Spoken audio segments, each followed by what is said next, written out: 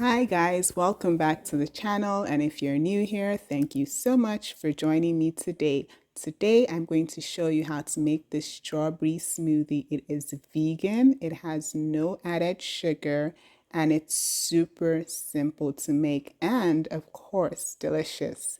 So if you're interested in finding out how to make this, stick around. Alright, so this is a super simple recipe with just 4 ingredients and 1 optional ingredient. And we're going to start off with the pineapples. The pineapples are half a cup of pineapples. It was actually closer to a third of a cup, so I transferred the pineapples into the third cup so that I could show you that it's actually more of a third cup, a heaped third cup. All right, and then moving on, up next are the strawberries. We're going to use a third cup of strawberries. I've already chopped and washed all the ingredients. All right, and then next we're going to put in our bananas. Yes, we're using half a banana, which ended up being about a quarter cup of a banana when I chopped it up.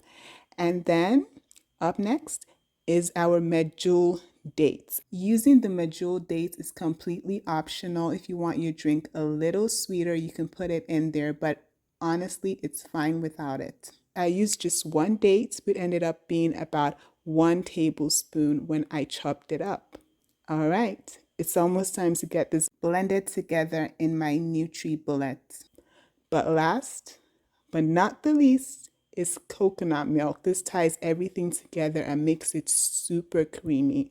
I love this brand of coconut milk. You probably already know if you've been watching my channel. It contains just coconut milk and water. I used a quarter cup of that full fat coconut milk and then a quarter cup of filtered water.